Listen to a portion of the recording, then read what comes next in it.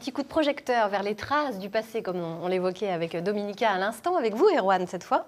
On va parler du pardon de la Saint-Yves à Tréguier, et vous nous amenez vraiment en arrière, là, pour le coup. Oui, on est en 1947, une archive apportée et conservée par nos amis de l'INA, Christelle Molina, et on est en pleine fête de la Bretagne en ce moment, ça dure jusqu'à ce week-end. Oui. C'était samedi dernier, je crois, 19 mai, la Saint-Yves. Donc c'était un petit clin d'œil assez sympathique avec une archive qui est courte, mais qui est vraiment extrêmement intéressante. On regarde.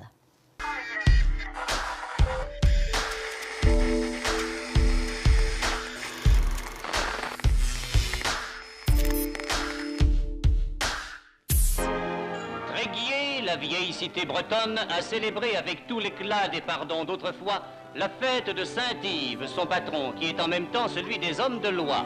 Cette fête, dont les origines remontent à plusieurs siècles, a réuni cette année, comme elle le faisait autrefois, des délégations d'avocats venus de Belgique, de Hollande, d'Angleterre et même d'Amérique.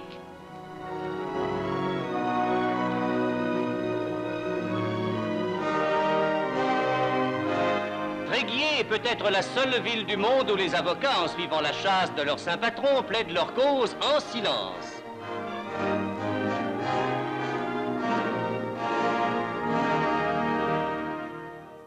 Incroyable. Alors, vous faisiez un commentaire drôle, Dominica, pendant que vous regardiez l'archive. Oui, c'est la même voix. J'ai l'impression que pendant 10 ans, il y a un type qui a commenté tous les trucs. C'est pas faux, c'est pas faux. Toujours cette même voix, ce timbre. Entre le Front timbre. populaire et jusqu'à, je sais pas, 48 ou... Ouais, même un peu plus loin encore. C'est vrai que c'est assez marrant, toujours ce ton. Mais on pourrait l'appliquer à nous aussi aujourd'hui. On a tous un peu le même ton, la même voix, quelque part. Hein, donc voilà. Erwan, Saint-Yves, que l'on a fêté la semaine dernière, donc le 19 mai, n'est donc pas que le saint patron de la Bretagne. Non, c'est une révélation. C'est avant tout un personnage historique, Yves Hélory de Kermartin. Alors ça nous ramène très loin, au XIIIe siècle.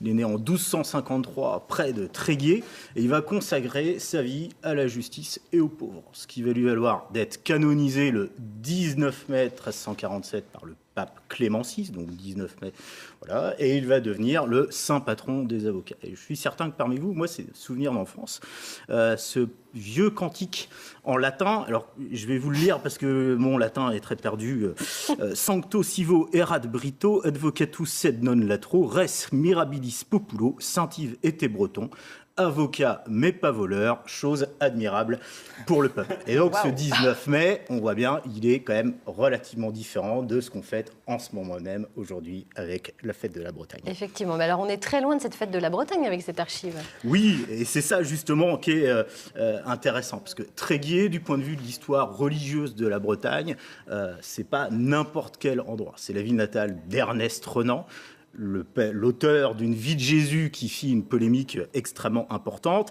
Et on se rappelle qu'en 1903, il y a une statue d'Ernest Renan qui est inaugurée à Tréguier et qui va susciter une polémique absolument extraordinaire avec un calvaire de réparation érigé quelques mois plus tard par les catholiques. Et on voit bien dans cette archive de 1947, l'angle qui est choisi par la télévision est extrêmement intéressant.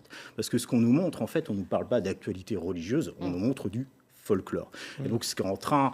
C'est ça, finalement, c'est pour ça qu'elle est intéressante, cette archive. C'est ce qu'elle nous montre. Exactement. C'est le folklore. C'est ce qu'elle nous montre. Et on voit, en fait, une déperdition qui est en train de se faire de la pratique religieuse en Bretagne. Alors, c'est pas comme maintenant, aujourd'hui, hein, on est en 1947, on est au début du processus, mais on est dans une période de modernisation de la Bretagne. On sort de la Seconde Guerre mondiale, c'est l'année du célibe, c'est l'année de l'intégration dans une économie moderne avec tout un discours de la modernité et qui se double d'une folklorisation de la Bretagne. C'est-à-dire qu'il y a un mouvement inverse de rattachement à une culture, à des traditions et à la patrimonialisation avec tous les problèmes que ça peut gérer.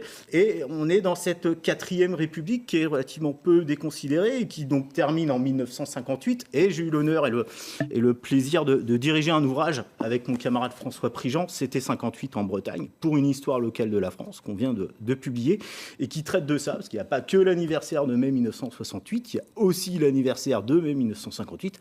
Et ce que je vous propose, Laurence, c'est qu'on le fasse gagner à nos auditeurs sur Facebook. Téléspectateurs, allez, que et dis-je, puis à sur nos Facebook. internautes sur Facebook. Alors, c'était 58 en Bretagne. Eh bien, on vous le fait gagner, effectivement. Voilà. Merci, Erwan, rien. merci infiniment. C'était un plaisir. On va rester